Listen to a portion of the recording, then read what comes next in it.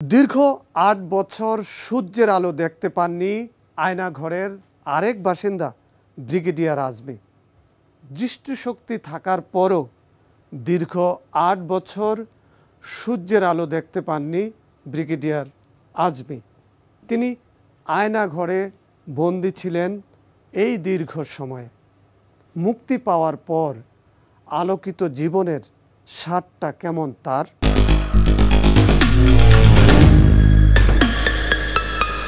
বৈষম্য বিরোধী ছাত্র আন্দোলনের বীর সেনানী সহ ছাত্র জনতার এই গণবিপ্লবের মাধ্যমে অর্জিত দ্বিতীয় স্বাধীনতার স্থপতিদের প্রতি আমার প্রাণ ঢালা অভিনন্দন।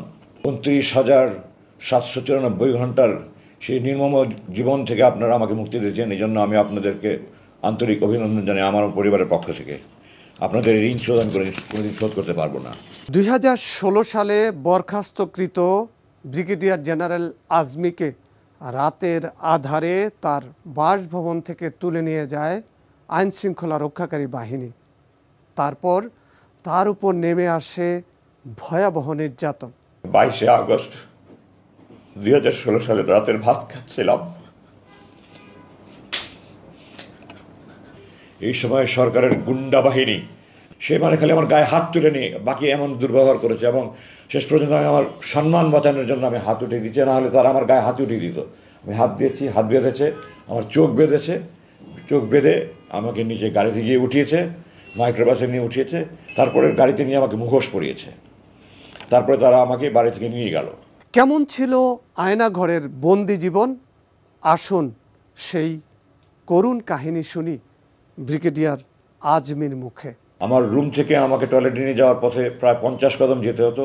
আমার দুহাত বেঁধে, চোখ বেঁধে, তারপর মুখোশ পরিয়ে আমাকে নিয়ে যেত, টয়লেটের ভিতরে গিয়ে খুলে দিত।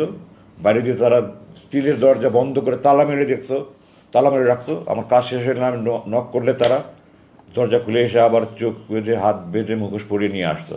তো জালেমদের হাতে আমার মৃত্যু রেখে থাকো, তুমি আমাকে শহীদের মর্যাদা দিও, আর আমার লাশ যেন কুকুর বিড়াল না খায়। আল্লাহ, আমার লাশটা অক্ষত অবস্থা আমার মাতৃ সন্তানদের কাছে পৌঁছে দিও। আমি তাহাজ্জুদের ফজরের নামাজ পড়ে, দোয়া পড়ে বিছানায় শুলাম, চোখে তো ঘুম আসে না।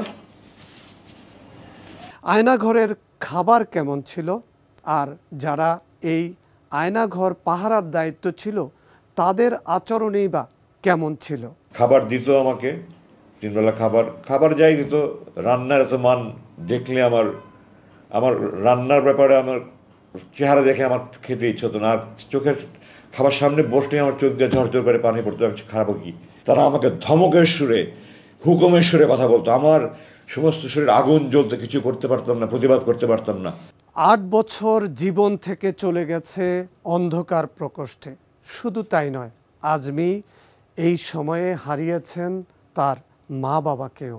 আমার বাবা চিকিৎসাধীন অবস্থায় থেকে জালেমের কারাগারে 13 সালের 23শে অক্টোবর উনি ইন্তেকাল করেন। বলতে আমি চোখের পানি আটকে রাখতে পারি না। আমার মার যে কি কষ্টের দিন ছিল। আমার বাবা মারা গেছে, আমার বড় 5 ভাইকে আসতে দেয়নি। আমার মা মারা গেছে, 6 ছোট ছেলে, একজনও সামনে ছিল না। আমি মায়ের অন্ধর লাঠে ছিলাম। আমার ছোট কান থেকে ধাক্কা করে মা চলে গেছে, আমাকে আসতে দেয়নি। আর যেন কোনো মায়ের বুক খালি না হয়, আর যেন মায়ের কোনো কান্না না হয়, আপনারা দয়া করে ব্যবস্থা করেন। ব্রিগেডিয়ার আজমি যেই আয়নাঘরে বন্দী ছিলেন, সেই আয়নাঘরের ভেন্টিলেটর দিয়ে যে আলোর ছিটে ফোঁটা আসতো তাও বন্ধ করে দেয় আয়নাঘরের কুশীলবরা। নির্মম কারাগারে আল্লাহ আমাকে চোখ দিয়েছেন আল্লাহর পৃথিবী দেখার জন্য। আমার এটা অধিকার, আমার সেই অধিকার কেড়ে নেওয়া আছে। আমি আল্লাহর আকাশ দেখিনি, বা সূর্য দেখিনি, চাঁদ দেখিনি, মেঘ দেখিনি, বৃষ্টি দেখিনি, রোদ দেখিনি। আমি আল্লাহর মাটি দেখিনি, গাছ দেখিনি। আমার রুমের দক্ষিণ দিকে দুটো ছোটো ভেন্টিলেটর ছিল, ওগুলো দিয়ে মাঝে মাঝে একটু আলো দেখা যেত। আমি মাঝে মাঝে ওই তাকিয়ে দেখতাম। তারা একটা সিসি ক্যামেরা দিয়ে খেয়াল করে ওটাও বন্ধ করে দিয়েছে। আমার বুক হাহাকার করতো, আমি আল্লাহর দুনিয়া দেখতে চাই। ছাত্র জনতার অভ্যুত্থানের পর দীর্ঘ ৮ বছরের মাথায় আয়নাঘর থেকে ছাড়া পান ব্রিগেডিয়ার আজমি। এত কিছুর মধ্যে আমি নিরাশ হইনি। ছাত্র জনতার এই গণবিপ্লবের মাধ্যমে যে বিজয় অর্জন হয়েছে, এরপরে আমাকে তারা মুক্তি দিতে বাধ্য হয়েছে। টাঙ্গাইল যমুনার রাস্তা, এলেঙ্গায় রাস্তার পাশে নিয়ে আমাকে চোখ হাত বেঁধে ছেড়ে দিল। আমাকে কিছু টাকা দিল, আপনার বাস ভাড়া। তোমায় বললাম এটা কোথায়? বললো ওই যে সামনে বাস স্ট্যান্ড আছে, ওই দিকে পিছন দিক থেকে গাড়ি আসবে, আপনি বাস স্ট্যান্ডে গেলে যেতে পারেন। আমাকে কিছু টাকা ভাড়া দিয়ে দিল, বললো আপনি মুক্তি। আয়নাঘরের মতো আর কোনো বন্দি নির্যাতনের কেন্দ্র যেন গড়ে না ওঠে, সেই দাবি জানান নির্যাতনের শিকার আজমি।